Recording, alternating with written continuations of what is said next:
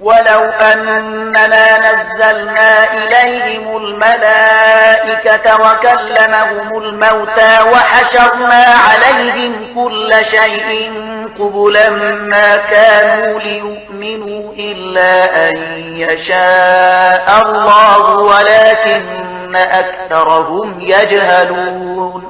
کوم پر دوی باندې پرختیا هم نازل کړي وای او مړو له دوی سره خبرې کړي وای او د ټول نړۍ شیان مو د دوی تر نظر لاندې راغون کړي وای بیا هم دوی ایمان راوړونکي نو مګر دا چې د خدای هم دا غوښتنه وی چې هغوی دې ایمان راوړي خو زیاتره خلک د ناپوهۍ خبرې کوي.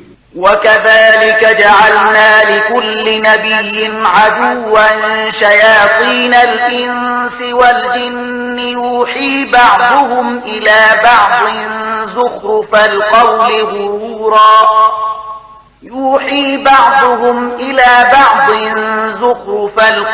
غرورا ولو شاء ربك ما فعلوه فذرهم وما يفترون.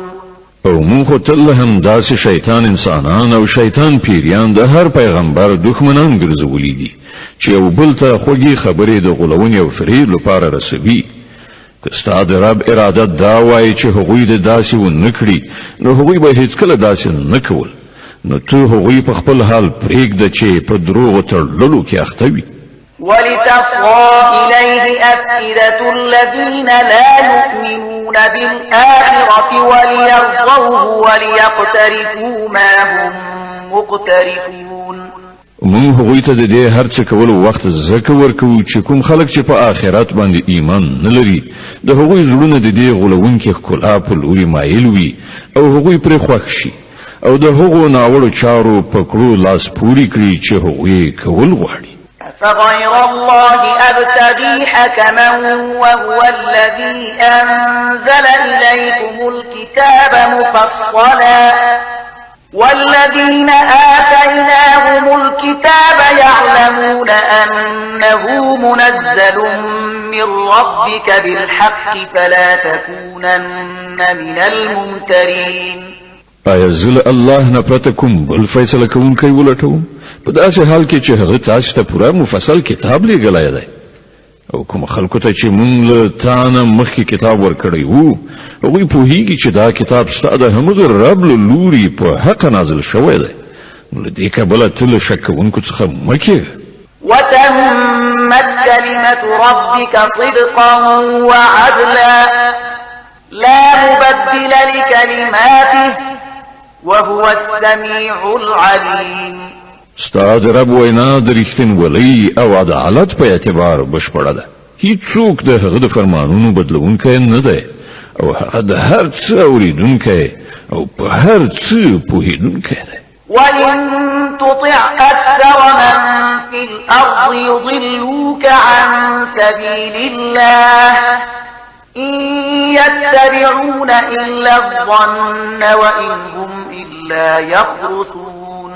او اے محمد صلی الله علیه وسلم کته د هغو خلکو د اکثریت په خلو کار وکړي چې په ځمکه کې میشته دي نو هغوی به تا د الله له لارې نه واړوي هغوی خو صرف په ګمان روان او د انګیرنو برابرونکي دي.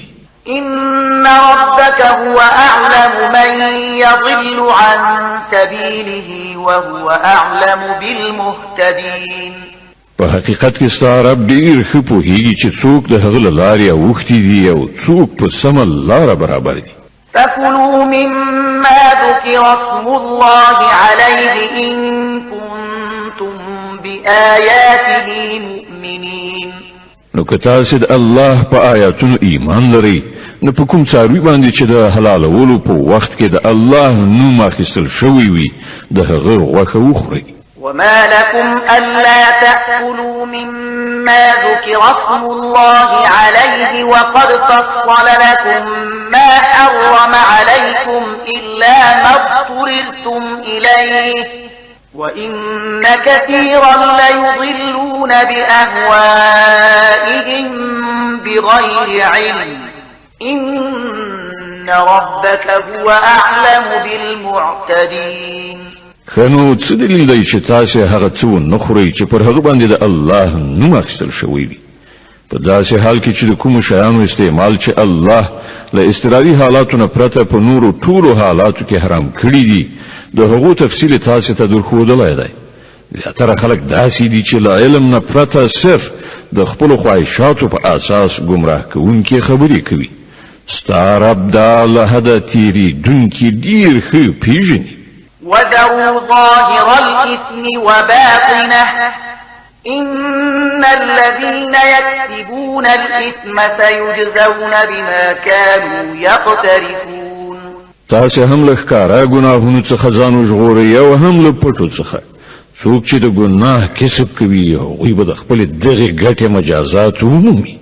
ولا تأكلوا مما لم يذكر اسم الله عليه وإنه لفسق وإن الشياطين ليوحون إلى أوليائهم ليجادلوكم وإن أطعتموهم إنكم لمشركون.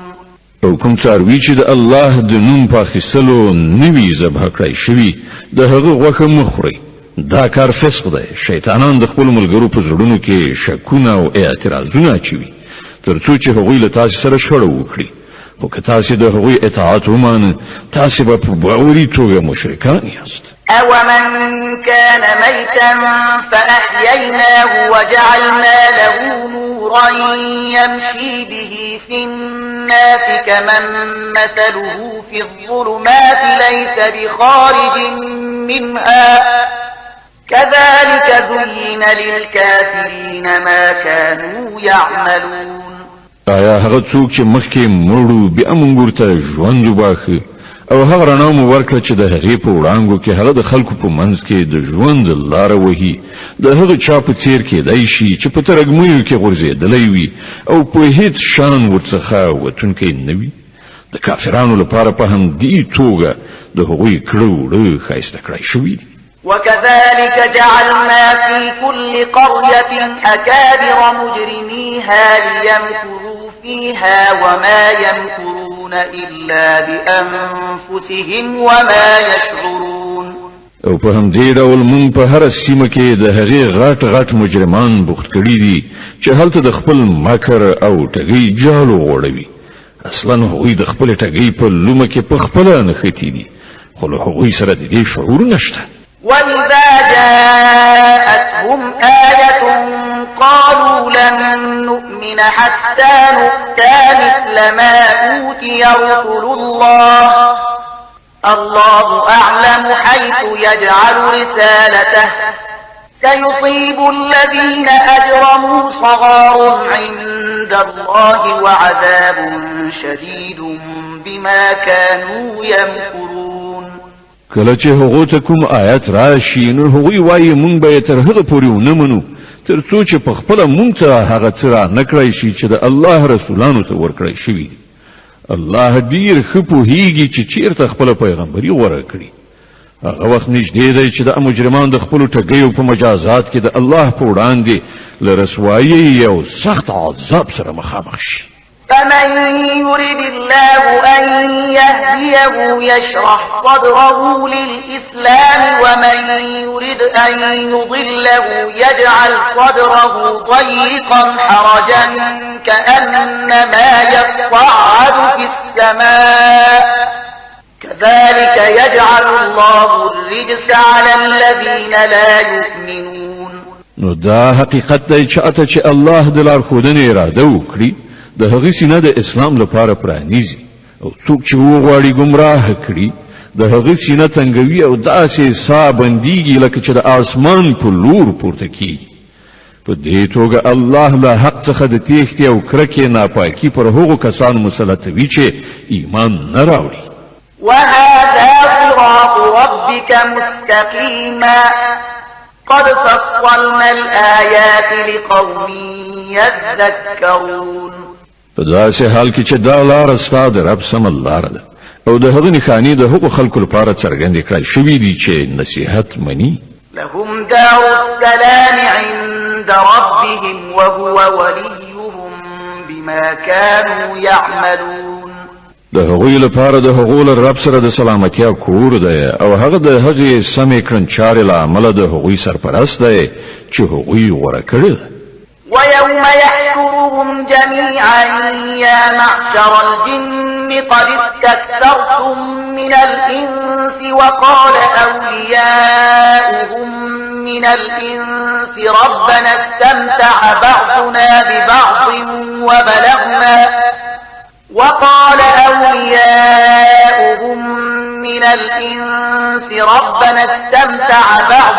ببعض وبلغنا أجلنا الذي أجلت لنا قال النار مثواكم خالدين فيها إلا ما شاء الله إن ربك حكيم عليم. په هغه ورځ چې الله ټول خلق تر محاصرې لاندې را ټول کړي په هغه ورځ به هغه پیریانو ته په خطاب وفرمایي چې ای د پیریانو ډلې تاسو خو په انساني نوې باندې ښه لاس پاک کړ له انسانانو څخه چې څوک د هغوی ملګري وو هغوی به عرض وکړي چې پروردګار زمونږ هر یو له بل نه پوره استفاده کړې ده او اوس مونږ هغې نیټې ته را رسېدلي یو چې تا راته ټاکلې وه. الله به وفرمایي ښه نو اوس ستاسې استوګنځی اور دی په هغه کې به تاسې د تل لپاره اوسېږئ له هغه نه به یوازې همغه وژغورل شي چې الله د هغوی ژغورل وغواړي بشک ستا رب د حکمت خاوند او عالم دی. وكذلك نولي بعض الظالمين بعضا بما كانوا يكسبون. وګوره په دې ډول به مونږ په آخرت کې ظالمان د هغو ګټو له امله چې هغوی په دنیا کې یو له بله سره په ملګري کېدو کولې په خپلو منځو کې سره دوستان وګرځو. يا معشر الجن والإنس ألم يأتكم رسل منكم يقصون عليكم آياتي وينذرونكم لقاء يومكم هذا قالوا شهدنا على أنفسنا وغرتهم الحياة الدنيا وشهدوا على أنفسهم أنهم كانوا كافرين. په هغه وخت کې به الله له هغو څخه دا پوښتنه هم وکړي چې ای د پیریانو او انسانانو ډلې آیا تاسو ته په خپله له همدا تاسې څخه هغه پیغمبران نه وو راغلي چې تاسې ته زما آیاتونه اورول او د دې ورځې له سرنوشت نه یې ویرولی؟ هغوی به وایي هو موږ د ځان پر خلاف په خپله شاهدي وایو نن د دنیا ژوندانه دا خلک په غولونه کې اچولي دي خو په هغه وخت کې به هغوی په خپله د ځان پر خلاف شاهدي ووایي چې هغوی کافران. ذلك أن لم يكن ربك مهلك القرى بظلم وأهلها غافلون. دا شاهدی به له هغو څخه د دې لپاره واخیستل شي چې دا ثابته شي چې ستا رب په ظلم سره د کلیو تباه کوونکی نه و چې کله د هغو استوګن له حقیقت څخه بېخبره. ولكل درجات مما عملوا وما ربك بغافل عما يعملون. د هر چا درجه د هغه د کړو وړو په تناسب ده او ستا رب د خلکو د کړو وړو څخه بېخبره نه دی. وربك الغني ذو الرحمة إن يشأ يذهبكم ويستخلف من بعدكم ما يشاء كما أنشأكم من ذرية قوم آخرين. ستا رب نیاز او د رحمت خاوند دی که هغه وغواړي نو تاسې به له منځه یوسي او ستاسې په ځای به نور هغه خلک راولي چې چاته د هغه خوښ وي لکه څنګه چې تاسې د ځینو نورو خلکو له زوزات څخه راپورته کړي یاست. إنما توعدون لآت وما أنتم بمعجزين. له تاسې سره چې د کوم شي وعده کېږي هغه ارومرو راتلونکی دی او تاسې د خدای د عاجزولو وس نه لرئ یعنې د خدای تقدیر ته تغییر نشئ ورکولی. قل يا قوم اعملوا على مكانتكم إني عامل فسوف تعلمون من تكون له عاقبة الدار إنه لا يفلح الظالمون. اے محمد وای چې اے خلکو تاسو په خپل ځای عمل کوونکي اوسئ یو زبا هم په خپل ځای عمل کوم ژر به درته څرګنده شي چې د چا عاقبت کیږي بېشکه چې ظالمان نه بریالي کیږي وجعلوا لله مما ذرأ من الحرث والأنعام نصيبا فقالوا هذا لله بزعمهم وهذا لشركائنا فما كان لشركائهم فلا يصل إلى الله وما كان لله فهو يصل إلى شركائهم ساء ما يحكمون. دی خلکو د الله لپاره په خپل د همغه پیدا کړو کښتونو او څاروي څخه یو برخه ټاکلې ده او په خپل ګمان وای دا د الله لپاره ده او دا زموږ د انګیرلو شریکانو لپاره نو کومه برخه چې د هغوی د انګیرلو شریکانو لپاره ده هغه خو الله ته نه رسیږي خو کومه چې د الله لپاره ده هغه د هغوی شریکانو ته رسیږي څنګه بدې فیصلې کوي دا خلک. وكذلك زين لكثير من المشركين قتل أولادهم شركاؤهم ليردوهم وليلبسوا عليهم دينهم ولو شاء الله ما فعلوه فذرهم وما يفترون. او په همدې ډول د ډیرو مشرکانو لپاره د هغوی شریکانو د خپل اولاد وژل ښایسته کړي ترڅو چې هغوی له تباهۍ سره مخامخ کړي او هغوی د خپل دین په باب په اشتباه کې واچوي. که الله غوښتي وای نو دوی به داسې نه وکړي نو دوی پرېږده چې په خپلو دروغو جوړولو کې اخته وي.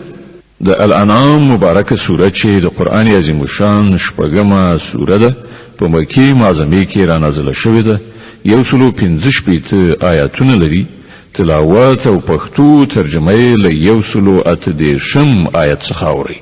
وقالوا هذه أنعام وحرث حجر لا يطعمها إلا من نشاء بزعمهم وأنعام حرمت ظهورها وأنعام لا يذكرون اسم الله عليها افتراء عليه سيجزيهم بما كانوا يفترون. وای دا څاروي او دا کښت ممنوع دي دا یوازې هغه خلک خوړلی شي چې مونږ په هغو باندې خوړلو غواړو په داسې حال کې چې دا بندیز هغوی له خپله ځانه لګولی دی. بل ځینې څاروي دي چې پر هغو باندې سپرلي کول او پیټه یې وړل حرام کړی شوي دي او ځینې څاروي دي چې پر هغو باندې د الله نوم نه اخلي او دا هر څه هغوی پر الله باندې افترا کړې ده.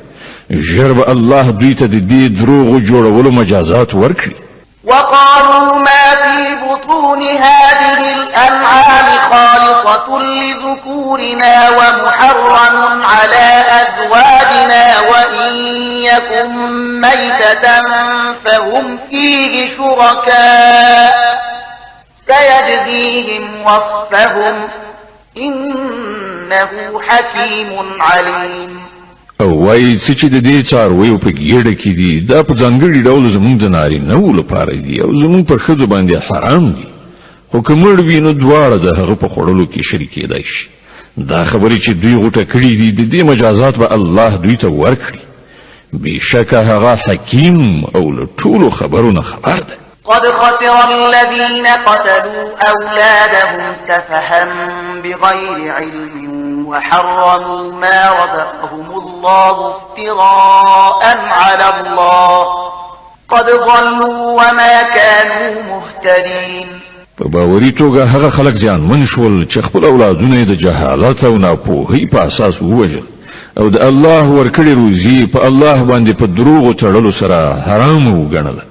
په یقیني ډول هغوی ګمراه شول او هیڅکله هغوی له سمې لارې میندونکو څخه نه و. وهو الذي أنشأ جنات معروشات وغير معروشات والنخل والزرع مختلفا أكله والزيتون والرمان متشابها وغير متشابه كلوا من ثمره إذا أثمر وآتوا حقه يوم حصاده ولا تسرفوا إنه لا يحب المسرفين. دا همغه ذات دی چې په ځمکه خپاره او د ونو مخ پورته باغونه او د خرماو ونې پیدا کړي، کښتونه زرغون کړي چې له هغو څخه راز خوراکي مواد په لاس راځي، د زیتون او د انارو ونې پیدا کړي چې د هغو میوې په رنګ څیرمه او په خوند کې بیلې وي، د هغو له پیداوارو نه وخورئ چې کله میوه ونیسي، او د الله حق ادا کړئ چې کله فصل وریبئ، او له حد تیری مکوئ چې الله له حد تیری کوونکي نه خوښوي. ومن الأنعام حمولة وفرشا كلوا مما رزقكم الله ولا تتبعوا خطوات الشيطان إنه لكم عدو مبين. او هماغه ذات دی چې له څارویو څخه یې ځینې داسې پیدا کړي دي چې له هغو څخه د سپرلۍ او پیټې وړلو کار اخیستل کیږي، او ځینې داسې هم چې د خوړلو او هوارولو لپاره پکارېږي. له هغو شیانو څخه وخورئ چې الله در په برخه کړي دي، او د شیطان په پله مه ځئ چې ستاسې ښکاره دښمن دی. 8 أزواج من الضأن 2 ومن المعز 2 قل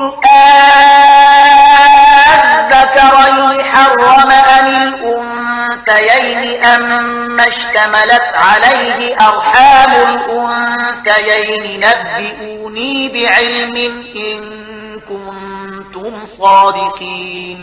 دا اته نرو خځې دي، 2 د میږو له ناوینه او 2 د وزو له ناوینه. ای محمد صلی الله علیه وسلم، له دوی نه پوښتنه وکړه چې الله د هغو نر حرام کړي دي که ښځې، یا هغه بچي چې د میږو او د وزې په ګېډه کې وي. د علم سره سمې ماته راوښیي که تاسې رښتوني یاست. ومن الإبل 2 ومن البقر 2 قل أذكرين حرم أم الأنثيين أما اشتملت عليه أرحام الأنثيين أم كنتم شهداء إذ وصاكم الله بهذا فمن أظلم ممن افترى على الله كذبا ليضل الناس بغير علم إن الله لا يهدي القوم الظالمين. او همدغه راز 2 د اوښ له ناوینه او 2 د غوایي له ناوینه دي. پوښتنه وکړه د دوی نر خدای حرام کړي دي که ښځې، یا هغه بچی چې د اوښ او غوا په ګېډه کې وي. آیا تاسې په هغه وخت کې موجود وئ چې الله د هغو د حرام والي حکم درکړی و؟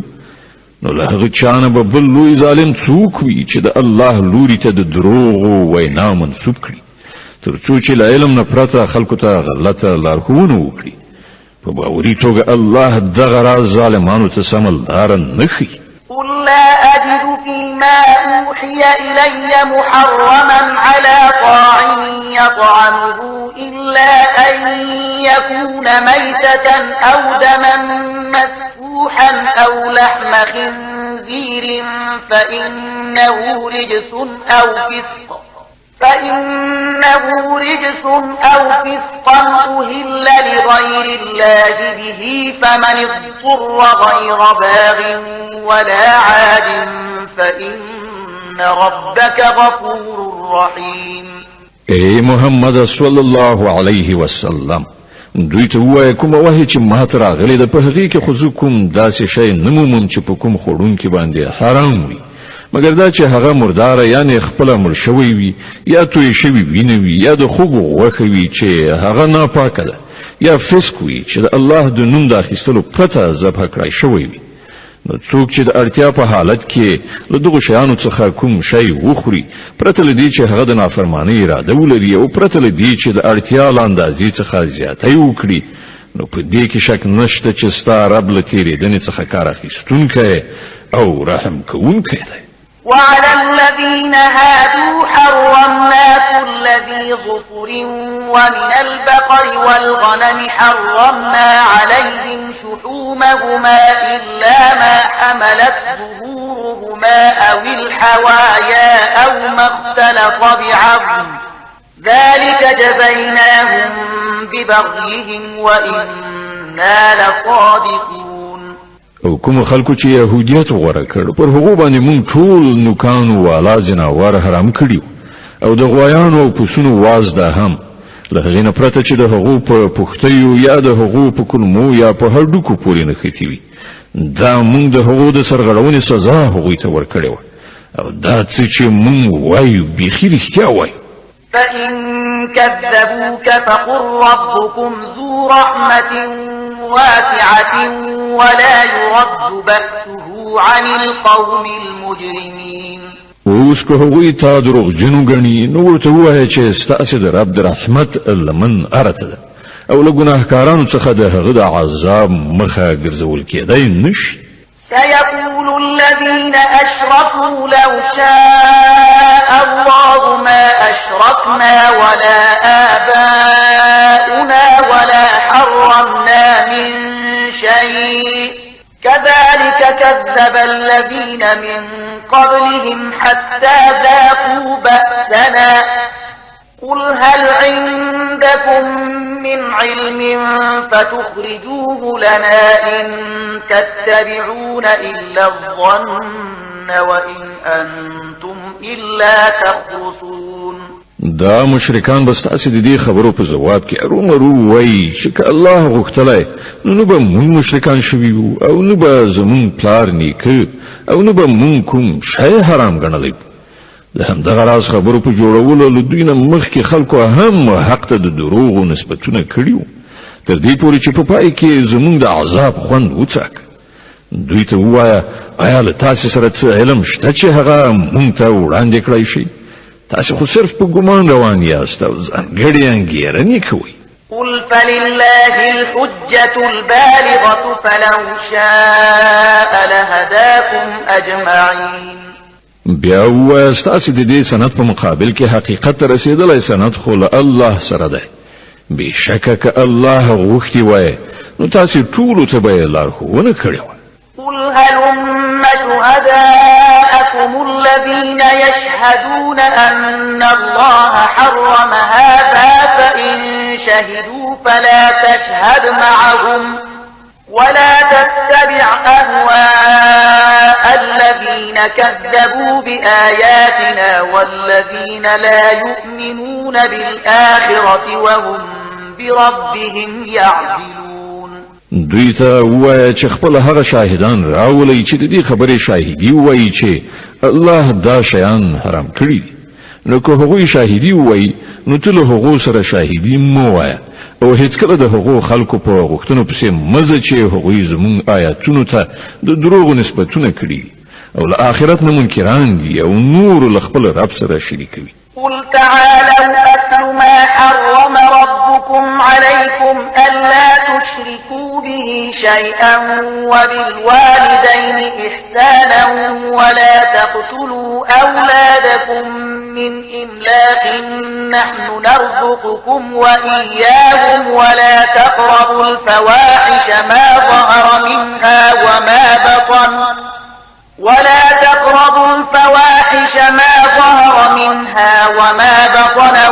تقتلوا النفس التي حرم الله إلا بالحق ذلكم وصاكم به لعلكم تعقلون.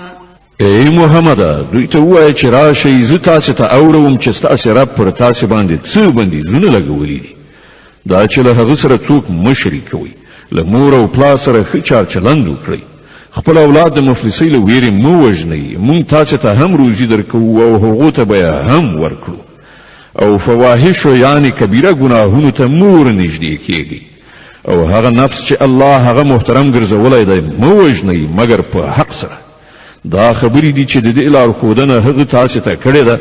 تاسې باید له پوهې او ادراک نه کار واخلئ.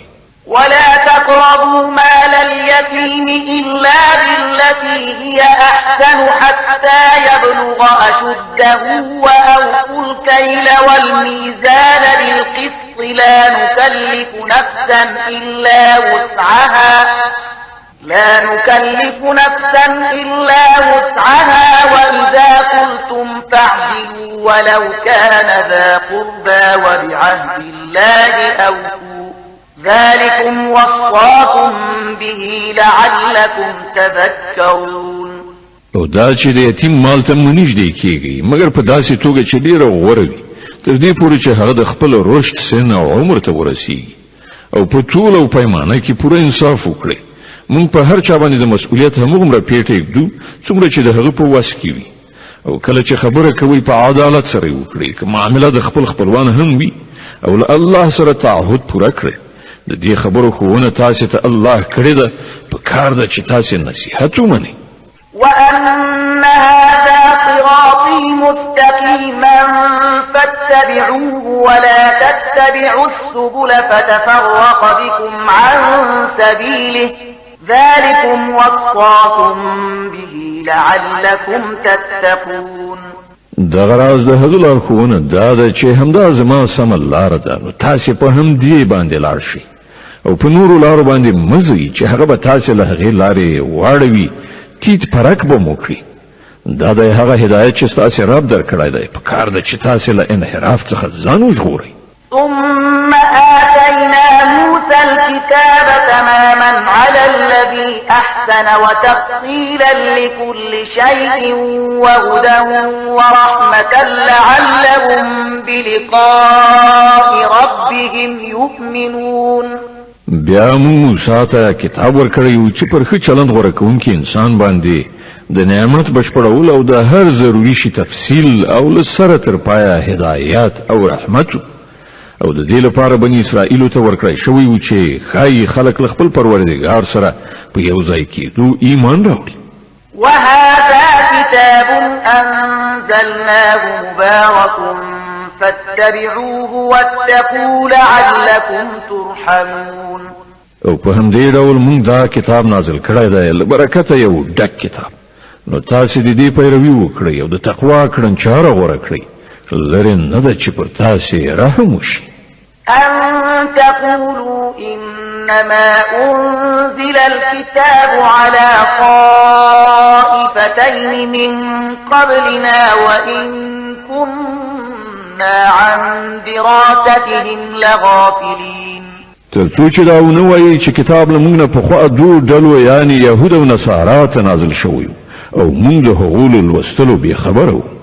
أو تقولوا لو أنا أنزل علينا الكتاب لكنا أهدى منهم فقد جاءكم بينة من ربكم وهدى ورحمة فمن أظلم ممن كذب بآيات الله وصدف عنها سنجزي الذين يصدفون عن آياتنا سوء العذاب بما كانوا يصدفون. او تاسو دا پلمه هم نشئ کولای چې که پر موږ باندې کتاب نازل کړی شوی وای نو موږ به له هغو نه ښه هدایت موندونکي وو. تاسو ته ستاسو د رب له لوري نه یو روښانه دلیل هدایت او رحمت راغلی دی. اوس بل هغه چانه بل غټ ظالم څوک وي چې د الله آیاتونه دروغ وګڼي او مخ ورڅخه واړوي. کوم کسان چې زموږ د آیاتونو څخه مخ اړوي موږ به هغوی ته د دې مخ اړونې په مجازات کې ډیره بده سزا ورکړو. هل ينظرون إلا أن تأتيهم الملائكة أو يأتي ربك أو يأتي بعض آيات ربك يوم يأتي بعض آيات ربك لا ينفع نفسا إيمانها لم تكن آمنت من قبل أو كسبت في إيمانها خيرا قل انتظروا إنا منتظرون. اوس خلک دې ته سترګې په لارې دي چې د هغوی مخې ته پرښتې راشي ودرېږي یا ستا رب په خپله راشي یا ستا د رب ځینې څرګندې نښانې ښکاره شي. په کومه ورځ چې ستا د رب ځینې مخصوصې نښانې را څرګندې شي بیا به یو داسې چاته د هغه ایمان هیڅ ګټه ونه رسوي چې مخکې ایمان نه وي راوړی یا یې په خپل ایمان کې څه نیکي نه وي ګټلې اے محمد صلی الله علیه وسلم دوی ته وایه چې خنو تاسې سترګې په لاره اوسئ مونږ هم انتظار باسو. إن الذين فرقوا دينهم وكانوا شيعا لست منهم في شيء إنما أمرهم إلى الله ثم ينبئهم بما كانوا يفعلون. کوم خلکو چې خپل دین ټوټه ټوټه کړل او ډلې ډلې شول په یقیني توګه له هغو سره ستا هیڅ اړیکه نشته. د هغو معامله الله ته سپارلې ده. همغه به هغوی ته وښیي چې هغو څه کړي. من جاء بالحسنة فله 10 أمثالها ومن جاء بالسيئة فلا يجزى إلا مثلها وهم لا يظلمون. څوک چې د الله حضور ته له نیکۍ سره راشي د هغه لپاره 10 چنده ثواب دی او څوک چې له بدۍ سره راشي هغه ته به همغومره بدله ورکړی شي څومره چې هغه قصور کړی دی او په چا باندې به ظلم ونه کړی شي. قل إنني هداني ربي إلى صراط مستقيم دينا قيما ملة إبراهيم حنيفا وما كان من المشركين. اے محمد صلی الله علیه وسلم وایه زما رب په یقیني توګه ماته سمه لاره راښودلې ده بیخي صحیح دین چې په هغه کې کوم کوږوالی نشته. د ابراهیم مسلک چې هغه یو لوري ته په متمایل کېدو غوره کړی او هغه له مشرکانو څخه نه و. قل إن صلاتي ونسكي ومحياي ومماتي لله رب العالمين لا شريك له وبذلك أمرت وأنا أول المسلمين. وایه زما لمونځ زما د عبادت ټول مراسم زما ژوند او زما مرګ هر څه د الله رب العالمین لپاره دي چې د هغه هیڅوک شریک نشته. د همغه امر ماته شوی دی او تر ټولو لومړی د اطاعت سره ټیټونکی زه یم. قل أغير الله أبغي ربا وهو رب كل شيء ولا تكسب كل نفس إلا عليها ولا تزر وازرة وزر أخرى ثم إلى ربكم مرجعكم فينبئكم بما كنتم فيه تختلفون. ویا آیا زل الله نه پرته کوم بل رب ولټوم په داسې حال کې چې همغه د هر څه رب دی. هر څوک چې څه ګټي د هغه مسؤل هغه په خپله دی. هیڅ پیټی پورته کوونکی د بل پیټی نه پورته کوي. بیا ستاسې ټولو د خپل رب لوري ته ورګرځېدل په هغه وخت کې به هغه ستاسې د شخړو حقیقت تاسې ته دروښي. وهو الذي جعلكم خلائف الأرض ورفع بعضكم فوق بعض درجات ليبلوكم فيما آتاكم إن ربك سريع العقاب وإنه لغفور رحيم. ما غزاته چې هغه تاسې د ځمکې خلیفګانو ګرځولي او له تاسې نه ځینو ته د ځینو نورو په مقابل کې ډېرې لوړې درجې درکړي تر څو تاسې ته چې څه درکړي دي په هغه کې په تاسې باندې ازمویښت وکړي. بېشکه ستا رب په سزا ورکولو کې هم ډېر چټک دی او ډېر بخښونکی او رحم کوونکی هم دی. د الاعراف مبارکه سوره چې د قرآن عظیم الشان اومه سوره ده په مکې معظمې کې را نازله شوې ده. 206 آیاتونه لري. تلاوت او پښتو ترجمه یې له لومړي آیت څخه اورئ. بسم الله الرحمن الرحیم. د الله په نوم چې ډېر زیات مهربان پورا رحم لرونکی دی. الف لام میم صاد كتاب أنزل إليك فلا يكن في صدرك حرج منه لتنذر به وذكرى للمؤمنين. الف لام میم صاد دا یو کتاب دی چې تا ته درلیږل شوی دی، نو ای محمد صلی الله علیه وسلم ستا په زړه کې دې له ده نه څه اندېښنه نه وي. د ده له نازلولو نه هدف دا دی چې ته د ده په وسیله منکرانو وویروې او د مؤمنانو لپاره یادونه وي. اتبعوا ما أنزل إليكم من ربكم ولا تتبعوا من دونه أولياء قليلا ما تذكرون. اے خلکو، څه چې ستاسې د رب له لوري پر تاسې باندې نازل شوي دي د هغو پیروي وکړئ او له خپل رب نه پرته د نورو سرپرستانو پیروي مه کوئ، خو تاسې نصیحت ډېر لږ منئ.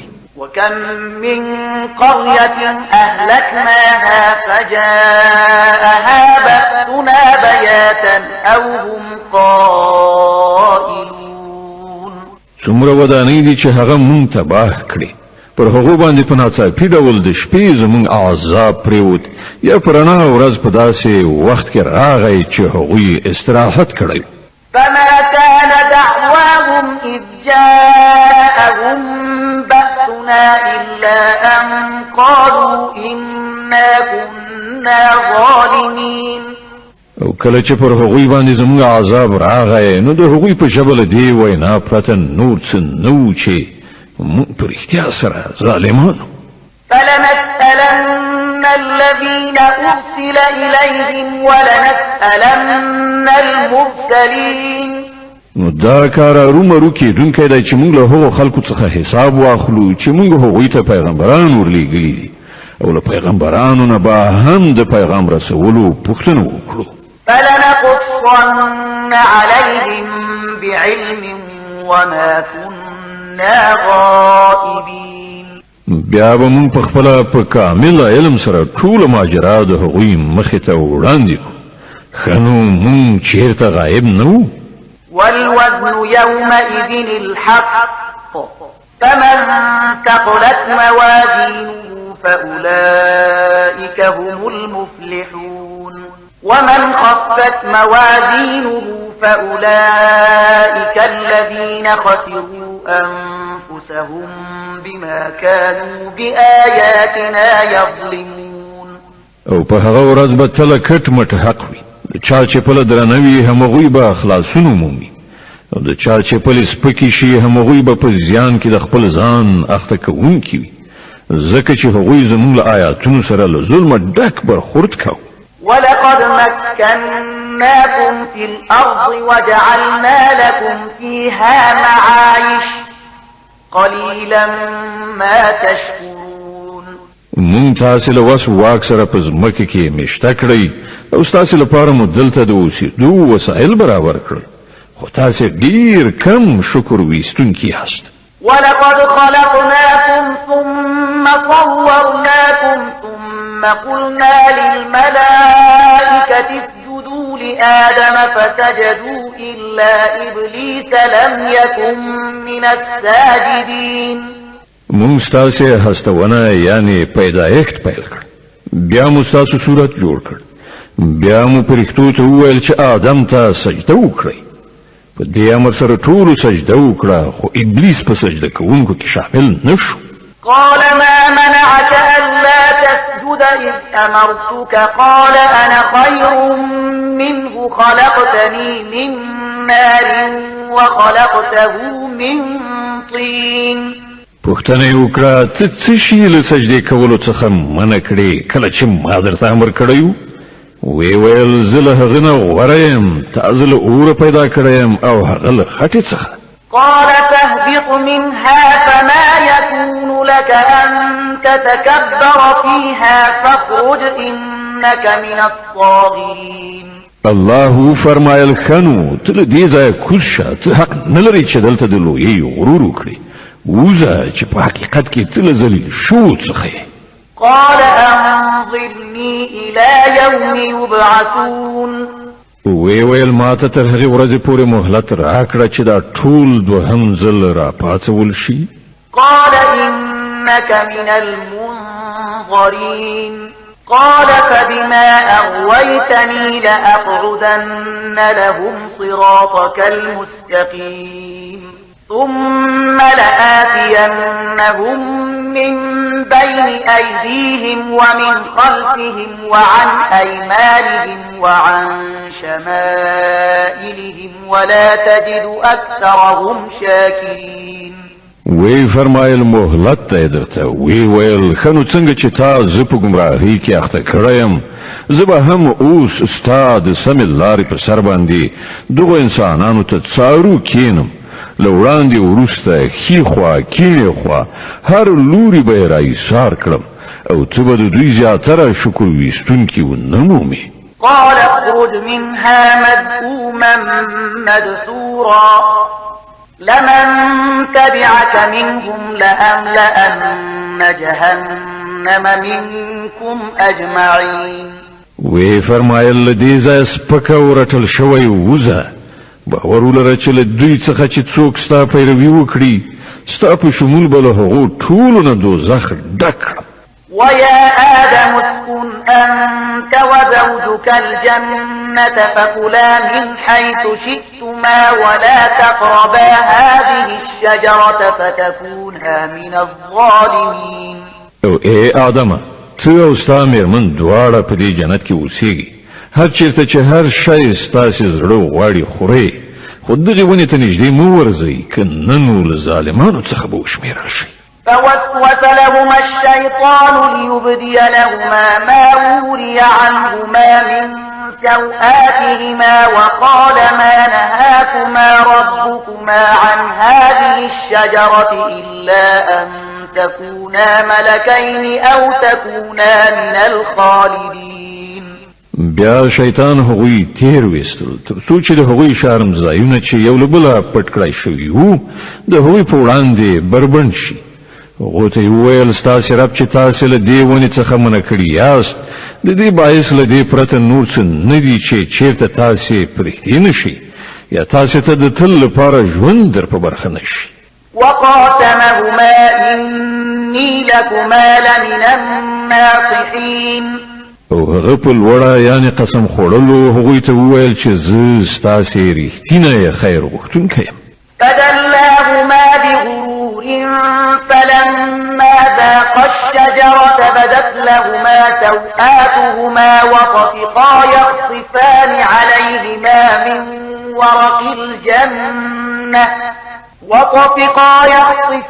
عليهما من ورق الجنة وناداهما ربهما ألم أنهكما عن تلكما الشجرة وأقل لكما إن الشيطان لكما عدو مبين.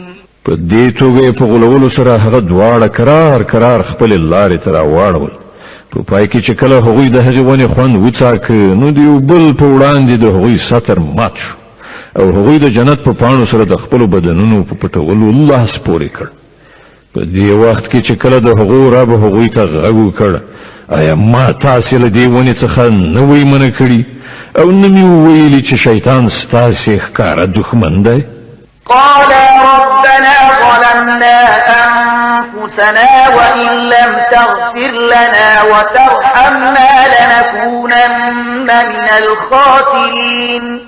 دواړو وویل ای زموږ ربه مونږ په خپل ځان ظلم وکړ اوس که تا مونږ ته بښنه ونه کړه او پر مونږ دې رحم ونه کړ نو مونږ به ارومرو تباه شو. قال اهبطوا بعضكم لبعض عدو ولكم في الأرض مستقر ومتاع إلى حين. قال فيها تحيون وفيها تموتون ومنها تخرجون. وی فرمایل کوز شي تاسې یو د بل دښمنانی او ستاسې لپاره تر یوې ټاکلې مودې پورې په ځمکه کې د اوسېدو ځای او د ژوند وسایل دي او وی فرمایل په همغې کې ستاسې ژوند او ستاسې مرګ دی او له همغې څخه به په پای کې تاسې راوویستلی شئ. يا بني آدم قد أنزلنا عليكم لباسا يواري سوآتكم وريشا ولباس التقوى ذلك خير ذلك من آيات الله لعلهم يذكرون. اے د آدم اولادی مونږ تاسو ته جامې نازلې کړې دي چې ستاسو د بدن شرم ځایونه وپوښي او ستاسو د بدن د ساتنې او ښکلا وسیله هم وي او ډیره غوره جامه د پرهیزګارۍ جامه ده دا د الله له نښانو څخه یو نښانه ده په کار ده چې خلک ورڅخه درس واخلي د الاعراف مبارکه سوره چې د قرآن عظیم الشان ومه سوره ده په مکې معظمه کې را نازله شوې ده 206 آیاتونه لري تلاوت او پښتو ترجمه یې له 20 آیت څخه اوري يا بني آدم لا يفتننكم الشيطان كما أخرج أبويكم من الجنة ينزع عنهما لباسهما ليريهما سوآتهما إنه يراكم هو وقبيله من حيث لا ترونهم إنا جعلنا الشياطين أولياء للذين لا يؤمنون ای بنی آدمانو داسې د نوي چې شیطان تاسې بیا همغه شان په فتنه کې اخته کړي لکه څنګه چې هغه ستاسې مور پلار له جنت نه ویستلي وو او له هغو څخه یې د هغو جامې ویستلې وي تر څو د هغو شرم ځایونه یو د بل په وړاندې لوڅ شي هغه او د هغه ملګري تاسې له یو داسې ځای نه ویني چې له هغه ځایه تاسې هغوی نشئ لیدلی مونږ دا شیطانان د هغو خلکو سرپرستان ګرځولي دي چې ایمان نه راوړي وإذا فعلوا فاحشة قالوا وجدنا عليها آباءنا والله أمرنا بها قل إن الله لا يأمر بالفحشاء أتقولون على الله ما لا تعلمون کله چې دا خلک کوم د شرم وړ کار کوي نو وایي مونږ په همدې کړن لاره باندې خپل پلرونه نیکونه میندلي او په خپل الله مونږ ته د داسې چارو سرته رسولو امر کړی دی دوی ته ووایه الله هیڅکله د بې حیایي امر نه کوي تاسې د الله د نوم په اخیستلو هغه خبرې کوي چې د هغو په باب تاسې معلومات نه لرئ قل أمر ربي بالقسط وأقيموا وجوهكم عند كل مسجد وادعوه مخلصين له الدين كما بدأكم تعودون ای محمد صلی الله علیه وسلم دوی ته ووایه زما رب خو د ریښتینولۍ او عدالت امر کړی دی او د هغه حکم خود دا دی چې په هر عبادت کې خپل لوری سم کړئ همغه وبلئ خپل دین د همغه لپاره خالص کړئ په کومه توګه چې هغه اوس پیدا کړی یاست په همدې ډول به بیا تاسې پیدا کړلی شئ فريقا هدى وفريقا حق عليهم الضلالة إنهم اتخذوا الشياطين أولياء من دون الله ويحسبون أنهم مهتدون یوې ډلې ته خو هغه سمه لاره ښودلې ده خو پر بلې ډلې ګمراهي ثابته شوې ده ځکه چې هغوی د خدای په ځای شیطانان خپل سرپرستان نیولي دي او هغوی انګیري چې مونږ په سمه لاره باندې يا بني آدم خذوا زينتكم عند كل مسجد وكلوا واشربوا ولا تسرفوا إنه لا يحب المسرفين ای بنی آدمان د هر عبادت په وخت کې په خپل ښکلا سینګار اوسئ او خورئ څښئ او له حده تیری مه کوئ الله له حده تیري کوونکي نه خوښوي قل من حرم زينة الله التي أخرج لعباده والطيبات من الرزق قل هي للذين آمنوا في الحياة الدنيا خالصة يوم القيامة كذلك نفصل الآيات لقوم يعلمون اے محمد دوی ته وایه چا د الله هغه ښکلا حرامه کړې ده چې هغه د خپلو بندګانو لپاره راویستلې وه او چا پاکه روزي حرامه کړې وایه دا ټول شیان د دنیا په ژوندانه کې هم د ایمان راوړونکو لپاره دي او د آخرت په ورځ خو به یوازې د همدوی لپاره وي په دغه شان موږ خپلې خبرې روښانوو د هغو خلکو لپاره چې عالمان دي قل إنما حرم ربي الفواحش ما ظهر منها وما بطن والإثم والبغي بغير الحق وأن تشركوا بالله ما لم ينزل به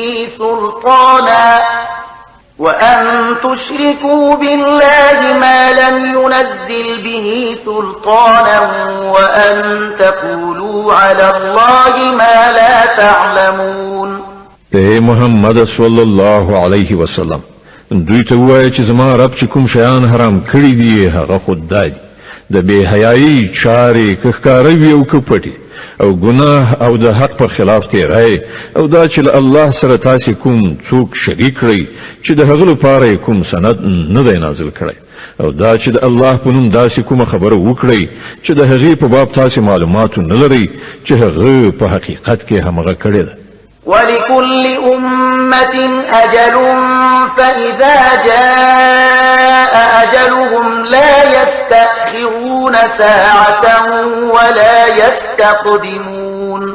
د هر قوم لپاره د مهلت یوه نیټه ټاکلې ده، بیا چې کله د کوم قوم وخت او نیټه پوره کیږي او پوره یو ساعت وروسته والی او مخکې والی به هم پکې نه راځي او دا خبره الله د مخلوق پیدا کولو په پیل کې په ډاګه ښکاره کړې وه.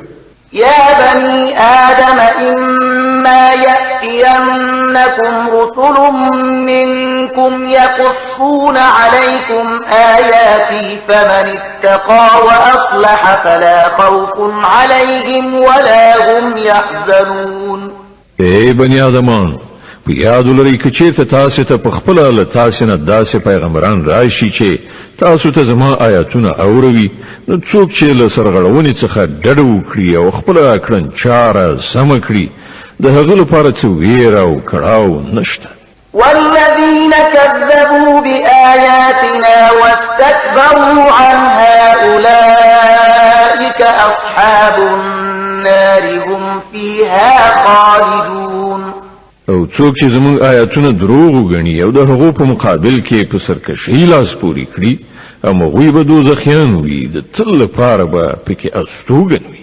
فمن أظلم ممن افترى على الله كذبا أو كذب بآياته أولئك ينالهم نصيبهم من الكتاب حتى إذا جاءتهم رسلنا يتوفونهم قالوا أين ما كنتم تدعون من دون الله قالوا ضلوا عنا وشهدوا على أنفسهم أنهم كانوا كافرين. کاره خبره ده چې له هغه چانه به بل غټ ظالم څوک وي چې سراسر د دروغ او خبرې د الله لور ته منسوبې کړي یا د الله رښتینی آیاتونه دروغ وګڼي. داسې خلک به د خپل تقدیر د لیکنې سره سمه خپله برخه ومومي ان تر دې چې هغه ساعت به راشي چې کله زموږ لیږل شوي پرښتې د هغو د ساګانو اخیستلو لپاره ورسیږي په هغه وخت کې به هغوی ورڅخه پوښتنه وکړي چې راوښیي اوس چیرته دي ستاسې هغه معبودان چې تاسې هغه د خدای په ځای بلل. هغوی به ووایي چې ټول له موږ نه ورک شول او هغوی به په خپله د ځان په خلاف شاهدي ووایي چې موږ په رښتیا سره له حق نه منکران. قال ادخلوا في قد خلت من قبلكم من الجن والإنس في النار كلما دخلت أمة لعنت أختها حتى إذا اداركوا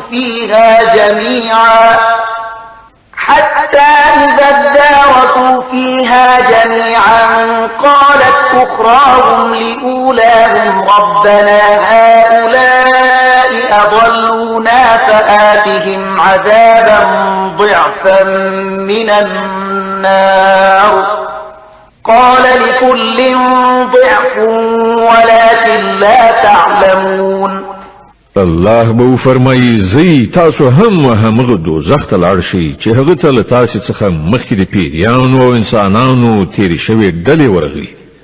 هره ډله چې کله دوزخ ته ننوځي نو پر خپله مخکنۍ ډله باندې به لعنت ویونکی ننوځي ان تر دې چې کله ټول هلته سره یو ځای شي نو هر وروستي ډله به د مخکنی ډلې په باب وایي چې ای پروردګار دا خلکو چې مونږ یې بې لارې کړو نو له دې امله دوی ته 2 چنده سزا ورکړه په جواب کې به ویل شي د هر یوې لپاره 2 چنده سزا ده خو تاسې پوهیږئ نه وقالت أولاهم لأخراهم فما كان لكم علينا من فضل فذوقوا العذاب بما كنتم تكسبون او لمړنۍ ډله به دوهمې ډلې ته وایي چې کوم د پړې یعنی ملامتۍ وړو نو تاسې پر موږ باندې څه ښه توب درلود اوس د خپلو کړو وړو په نتیجه کې د عذاب خوند وڅکئ إن الذين كذبوا بآياتنا واستكبروا عنها لا تفتح لهم أبواب السماء ولا يدخلون الجنة حتى يلج الجمل في سم الخياط وكذلك نجزي المجرمين باور ولرئ چې زموږ آیاتونه دروغ جن ګڼلي دي او د هغو په مقابل کې سر غړولای دی د هغو لپاره به د اسمان دروازې هیڅ کله پران نه نستل شي جنت د هغو تک دومره ناممکن دی لکه د ستنې سپم څخه د اوښ تیریدل مجرمان په همداسې مجازات محکومو لهم من جهنم مهاد ومن فوقهم غواش وكذلك نجزي الظالمين د هغو لپاره به د دوزخ لاندې یعنی فرش او د همدې دوزخ له پاسه اغوستونه یعنی پوخ وي دا د هغه بدله چې مونږ ظالمانو ته ورکو والذين آمنوا وعملوا الصالحات لا نكلف نفسا إلا وسعها أولئك أصحاب الجنة هم فيها خالدون د دې پر خلاف کوم کسانو چې زموږ آیاتونه منلي دي او غوره عملونه یې کړي دي او په دې باب مونږ هر څوک د هغه د وسې په اندازه مسؤل ګرځو هغوی جنتیان دي هلته به هغوی تل اوسي ونزعنا ما في صدورهم من غل تجري من تحتهم الأنهار وقالوا الحمد لله الذي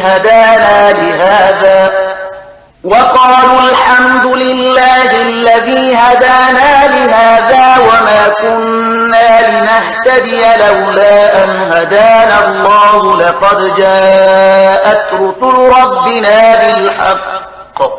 لقد جاءت رسل ربنا بالحق ونودوا أن تلكم الجنة أورثتموها بما كنتم تعملون د هغو په زړونو کې چې د یو بل په خلاف کوم خیره وي هغه به مونږ ایسته کړو د هغوی نه لاندې به ویالې بهیږي او هغوی به ووایي چې ثنا ستاینه الله لره ده چې هغه مونږ ته دا لاره وښودله مونږ په خپله لاره نشوای موندلی که الله مونږ ته لارښوونه نه وای کړې زمونږ د رب لېږل شوي پیغمبران په رښتیا سره په حق راغلي وو په هغه وخت کې به آواز راشي چې دا جنت چې تاسې د هغه وارثان ګرځېدلي یاست تاسې ته د هغو عملونو په بدل کې درکړی شوی دی چې تاسې کول ونادى أصحاب الجنة أصحاب النار أن قد وجدنا ما وعدنا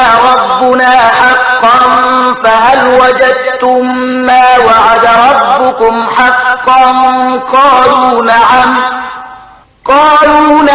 فأذن مؤذن بينهم اللعنة الله على الظالمين الذين يصدون عن سبيل الله ويبغونها عوجا وهم بالآخرة كافرون بیا به دا جنتیان دوزخیانو ته آواز وکړي وبوایي مونږ خو هغه ټولې ژبنیانې وعدې بشپړې وموندلې چې زموږ پروردګار له موږ سره کړې وي ایا تاسې هم هغه ژبنې وعدې پوره وموندلې چې ستاسې رب کړې وي هغوی به ځواب ورکړي هو په دې وخت کې به یو آواز کوونکی د هغوی په منځ کې نارې کړي چې د خدای لعنت دې وي پر هغو ظالمانو باندې چې د خدای له لارې نه خلک منع کول او د هغوی کوږوالی یې غوښت او له آخرتنا منکران.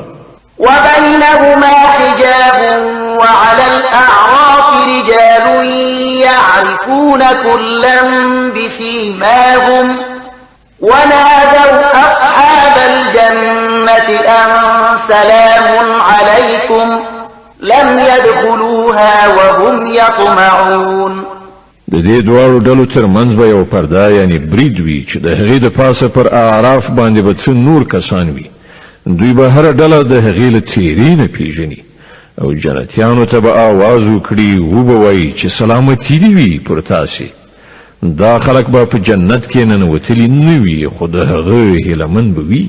وإذا صرفت أبصارهم تلقاء أصحاب النار قالوا ربنا لا تجعلنا مع القوم الظالمين. او کله چې د هغوی سترګې د دوزخیانو لوري ته واوړي نو به وایي ای پروردګاره موږ د دې ظالمانو ملګري کوه مه.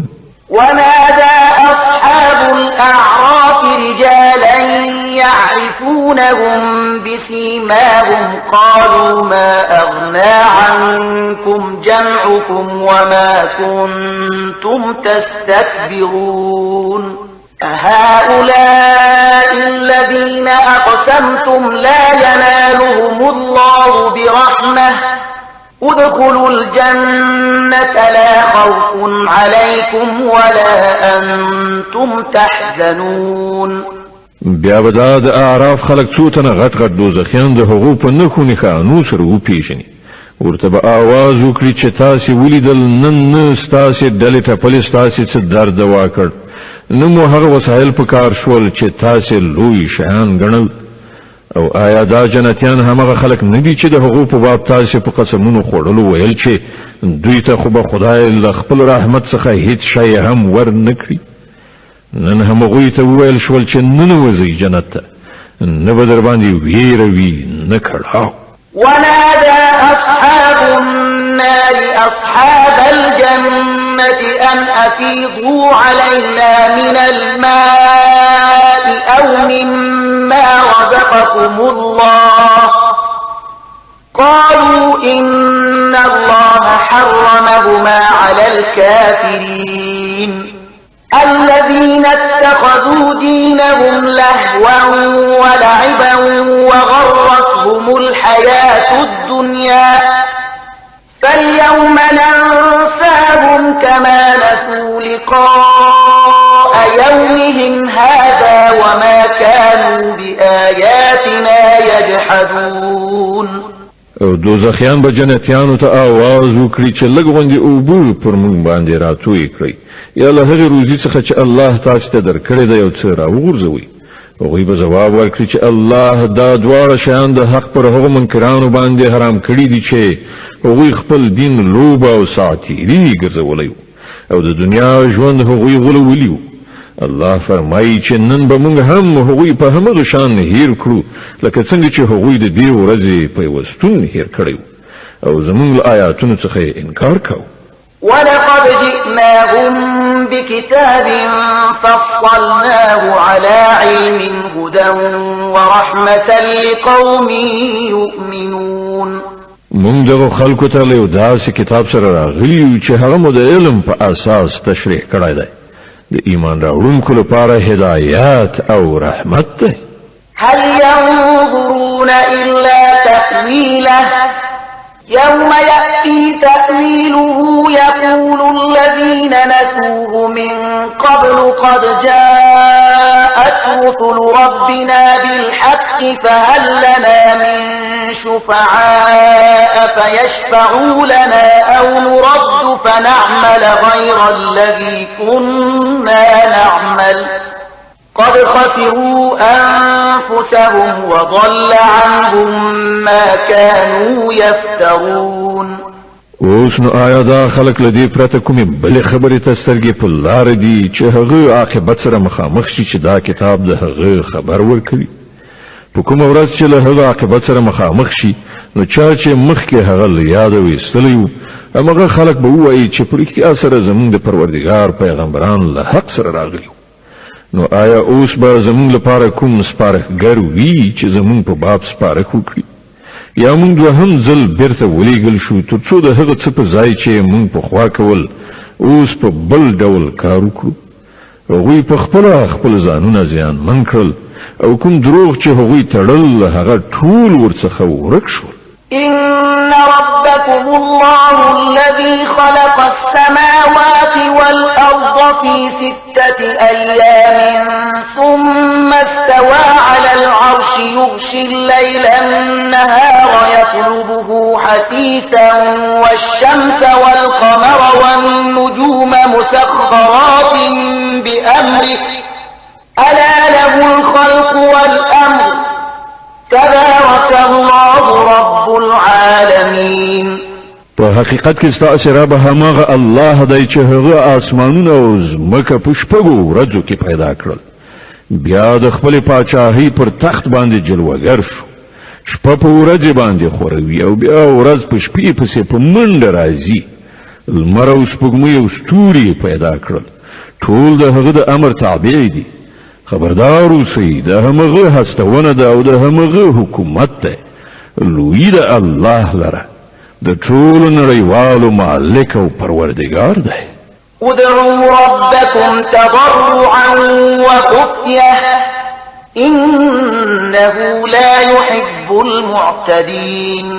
خپل رب وبلئ په زارۍ او په پټه پټه دا یقیني ده چې هغه له حده تیری کوونکي نه خوښوي.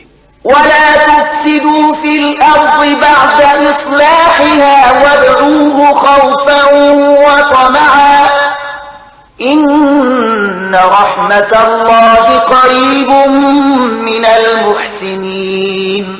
زمکه کې فساد مراوړي چې کله په هغه کې اصلاحات راغلي او همغه خدای له ویری او امید سره وبلئ په یقیني توګه د الله رحمت نیکانو ته نږدې دی. وهو الذي يرسل الرياح بشرا بين يدي رحمته حتى إذا أقلت سحابا ثقالا سقناه لبلد ميت فأنزلنا به الماء فأخرجنا به حتى إذا أقلت سحابا ثقالا سقناه لبلد ميت فأنزلنا به الماء فأخرجنا به من كل الثمرات كذلك نخرج الموتى لعلكم تذكرون. او همغه الله ذات دی چې بادونه د خپل رحمت مخکې زیری ورکوونکي لیږي بیا چې کله هغوی له اوبو څخه درنې شوې وریځې راالوزوي نو هغه د کومې مړې ځمکې په لوري خوځوي او هلته د باران په ورولو له همغې مړې ځمکې نه رنګارنګ میوې راباسي. وګورئ په دې ډول موږ مړي د مرګ له حالت نه راباسو په کار ده چې تاسې له دې کتنې څخه درس واخلئ. والبلد الطيب يخرج نباته بإذن ربه والذي خبث لا يخرج إلا نكدا كذلك نصرف الآيات لقوم يشكرون. کوم ځمکه چې خوي هغه د خپل پروردگار په امر سره کې میوې دانې راوړي او کوم کرونده چې ناکاره وي له هغې څخه له بابیزه یعنی بیکاره حاصلاتو نه پرته نور څه نه راوځي. په دې توګه موږ د هغو خلکو لپاره بیا نښانې وړاندې کوو چې شکر ویستونکي دي. لقد أرسلنا نوحا إلى قومه فقال يا قوم اعبدوا الله ما لكم من إله غيره إني أخاف عليكم عذاب يوم عظيم.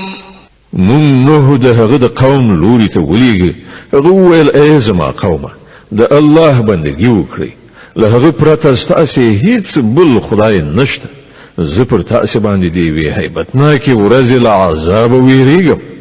قال الملأ من قومه إنا لنراك في ضلال مبين. د هغه د قوم مشرانو جواب ورکړ مونږ ته خو داسې ښکاري چې ته په څرګنده ګمراهۍ کې اخته یې. قال يا قوم ليس بي ضلالة ولكني إني رسول من رب العالمين أبلغكم رسالات ربي وأنصح لكم وأعلم من الله ما لا تعلمون.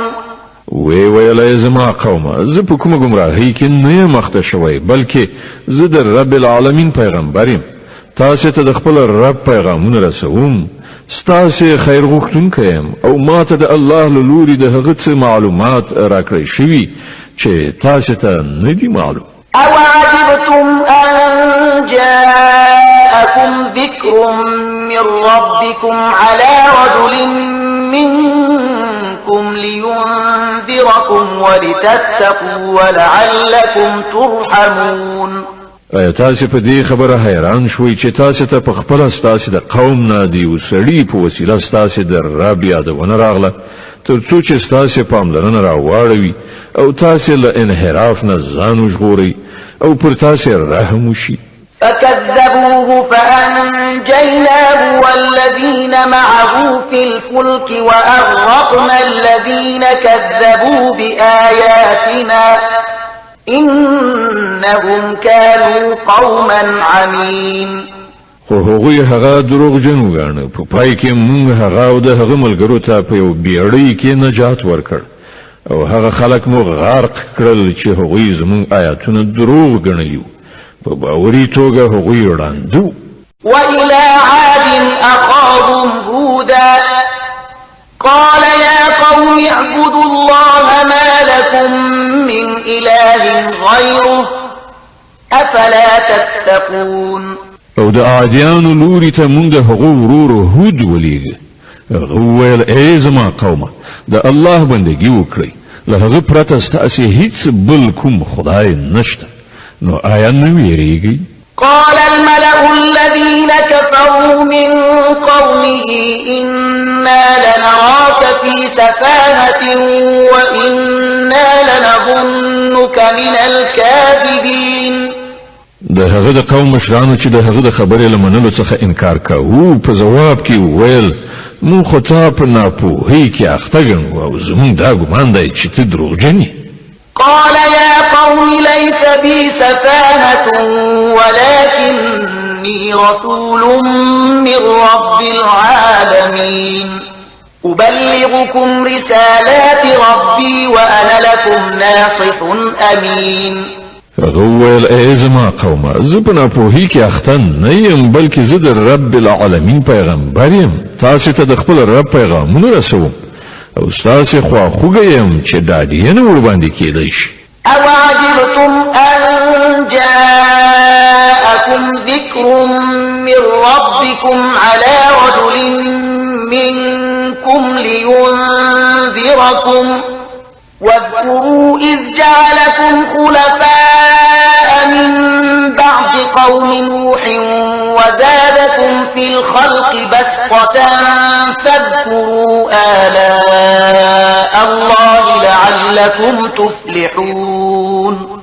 ایا تاسو په دې خبره په حیرانتیا کې ولوېدئ چې تاسو ته په خپل ستاسو د قوم د یو سړي په وسیله ستاسو د رب یادونه راغله تر څو چې هغه تاسو متوجه کړي. مه هېروئ چې ستاسو رب د نوح علیه السلام له قوم نه وروسته تاسو د هغه په ځای کېنولئ او تاسو یې ښه پیاوړي کړئ نو د خدای نعمتونه په یاد ولرئ. هیله ده چې ورغېږئ. قالوا أجئتنا لنعبد الله وحده ونذر ما كان يعبد آباؤنا فأتنا بما تعدنا إن كنت من الصادقين. هغوی جواب ورکړ آیا ته د دې لپاره مونږ ته راغلی چې مونږ یوازې د الله عبادت وکړو او هغه پرېږدو چې زمونږ پلرونو نیکونو د هغو عبادت کړی دی؟ ښه نو راوله هغه عذاب چې ته مونږ ته د هغه اخطار راکوي که ته رښتونه یې.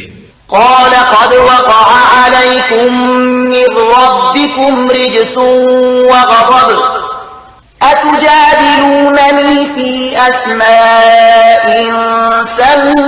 سميتموها أنتم وآباؤكم ما نزل الله بها من سلطان فانتظروا إني معكم من المنتظرين. غویل ستاسې د رب نفرین در باندې پریوت او د هغه غضب در باندې وغورځید. آیا تاسې له ما سره په هغو نومونو شخړې کوئ چې تاسې او ستاسې پلرونه او نیکونه ایښي دي چې د هغو لپاره الله کوم سند نه دی نازل کړی؟ ښه نو تاسې هم منتظر اوسئ او زه به هم له تاسې سره انتظار کوم. فأنجيناه والذين معه برحمة منا وقطعنا دابر الذين كذبوا بآياتنا وما كانوا مؤمنين. په پای کې مونږ په خپل مهرباني سره هود علی السلام او د هغه ملګری وژغورل او د هغو خلکو بیخ مو ویستو چې زموږ آیاتونه دروغ ګڼلي وو او نو ایمان راوړونکي. وإلى ثمود أخاهم صالحا قال يا قوم اعبدوا الله ما لكم من إله غيره قد جاءتكم بينة من ربكم هذه ناقة الله لكم آية فذروها تأكل في أرض الله ولا تمسوها بسوء فيأخذكم عذاب أليم. او سمودیانو ته مونږ د هغو ورور صالح ولید. هغه وویل ای زما قومه د الله بندګي وکړئ، له هغه پرته ستاسې هیڅ بل خدای نشته. تاسې ته ستاسې د رب روښانه دلیل راغلی دی. د الله دا اوښه ستاسې لپاره د یوې نښانې په ډول ده. نو هغه پرېږدئ چې د خدای په ځمکه کې وڅري، هغې ته په کوم ناوړه قصد لاس مه وروړئ، که نه نو یو دردناک عذاب به تاسې ونیسي. واذكروا إذ جعلكم خلفاء من بعد عاد وبوأكم في الأرض تتخذون من سهولها قصورا وتنحتون الجبال بيوتا فاذكروا آلاء الله ولا تعثوا في الأرض مفسدين. هغه وخت در په زړه کړئ چې کله الله د عاد له قوم نه وروسته تاسې د هغوی په ځای کېنولئ او تاسې ته یې په ځمکه کې دا مقام در په برخه کړ چې نن تاسې د هغې په هوارو میدانونو کې لوړې ماڼۍ جوړوئ او د هغې غرونه د کورونو په شکل توږئ. نو د هغه له نعمتونو څخه غافل کېږئ مه او په ځمکه کې فساد مه راوړئ. قال الملأ الذين استكبروا من قومه للذين استضعفوا لمن آمن منهم أتعلمون أن صالحا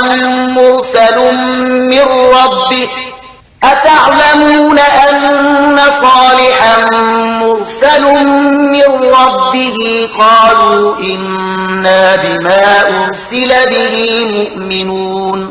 د هغه د قوم هغو مشرانو چې تکبر غوړه کړی وو د ټیټې طبقې هغو خلکو ته چې ایمان راوړی وو ویل تاسې په رښتیا سره په دې پوهیږئ چې صالح د خپل رب پیغمبر دی. هغوی ځواب ورکړ په دې کې شک نشته، له کوم پیغام سره چې هغه لیږل شوی دی موږ هغه منو. قال الذين استكبروا إنا بالذي آمنتم به كافرون. هغو تکبر کوونکو وویل کوم شی چې تاسې منلی دی موږ له هغه نه منکر یو. فعقروا الناقة وعتوا عن أمر ربهم وقالوا يا صالح ائتنا بما تعدنا إن كنت من المرسلين. بیا هغوی اوښه ووژله او له پوره سرغړونې سره یې د خپل رب له امر څخه مخالفت وکړ او صالح ته یې وویل چې راوله هغه عذاب چې ته موږ ته د هغه اخطار راکوي که ته په رښتیا سره له پیغمبرانو څخه یې. فأخذتهم الرجفة فأصبحوا في دارهم جاثمين فتولى عنهم وقال يا قوم لقد أبلغتكم رسالة ربي ونصحت لكم ولكن لا تحبون الناصحين. په پای کې یو لړزونکي آفت هغوی ونیول او هغوی په خپلو کورونو کې پړ مخې نسکور پراته پاتې شول.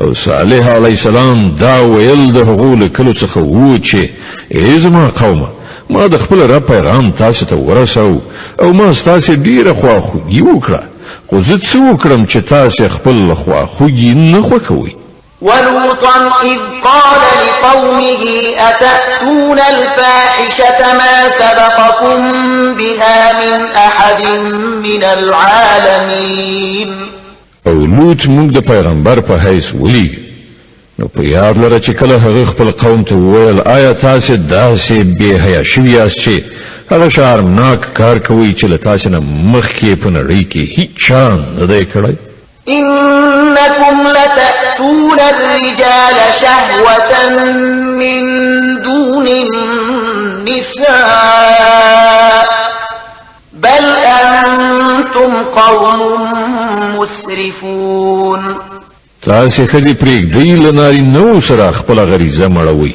حقیقت دا دی چې تاسو بیخي له حده تېرېدونکي خلک یئ وما كان جواب قومه إلا أن قالوا أخرجوهم من قريتكم إنهم أناس يتطهرون خو د هغه د قوم جواب لدی پرته نو چې د خلک یعنی لوط او د هغه پیروان له خپل کلینو وباسي دوی ډیر ځان پاکونکي خلک دي فأنجيناه وأهله إلا امرأته كانت من الغابرين په پای کې مونږ لوط علیه السلام او د هغه کورنۍ د هغه له میرمنې څخه پرته چې له شاته پاتې کېدونکو څخه روغ رمټ ویستل وأمطرنا عليهم مطرا فانظر كيف كان عاقبة المجرمين او پر هغه قوم باندې مو یو د شګو باران وراو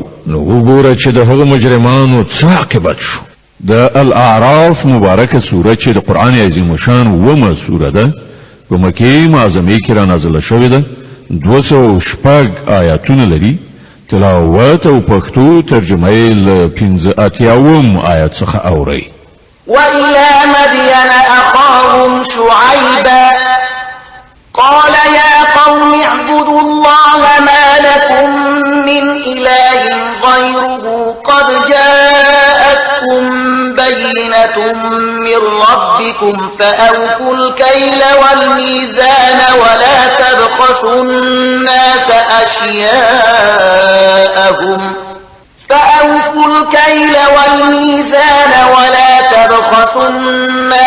أشياءهم ولا تفسدوا في الأرض بعد إصلاحها ذلكم خير لكم إن كنتم مؤمنين او د مدین اوسیدونکو ته موږ د هغوی ورور شعیب ولیږه هغه وویل ای زما قومه د الله بندګي وکړئ له هغه پرته ستاسې هیڅ بل خدای نشته تاسو ته ستاسې د رب څرګنده لارښوونه راغلې ده نو تله او پیمانه پوره کوئ او د خلکو مالونه د تللو یعنی وزن کولو په وخت کې مه کموئ او په ځمکه کې فساد نه راوړئ چې کله د هغې اصلاح شوې ده په همدې کې ستاسې ښېګڼه ده که تاسې په رښتیا مؤمنان یاست ولا تقعدوا بكل صراط توعدون وتصدون عن سبيل الله من آمن به وتبغونها عوجا واذكروا إذ كنتم قليلا فكثركم وانظروا كيف كان عاقبة المفسدين او د ژوند په هر لار باندې د شکاونې لپاره مکینی چې خلک ویروي مؤمنان د خدای له لارې نه منع کړئ او د سمې لارې د کږولو په هڅه کې مه اوسئ هغه وخت در په زړه کړئ چې کله تاسې لږ شمېر وئ بیا الله تاسې زیات کړئ او په غړېدلو سترګو وګورئ چې په نړۍ کې فساد کوونکي په کوم سرنوشت اخته شوي دي وإن كان طائفة منكم آمنوا بالذي أرسلت به وطائفة لم يؤمنوا فاصبروا حتى يحكم الله بيننا وهو خير الحاكمين کله تاسو څخه یو ډله په هغه هدایت باندې چې زور سره لېږل شویم ایمان راوړي او بل ایمان نه راوړي نو له صبر سره سترګې په لار اوسئ چې ترڅو الله زمون په منځ کې فیصله وکړي او همغه تر هر چا ښه فیصله کوونکی دی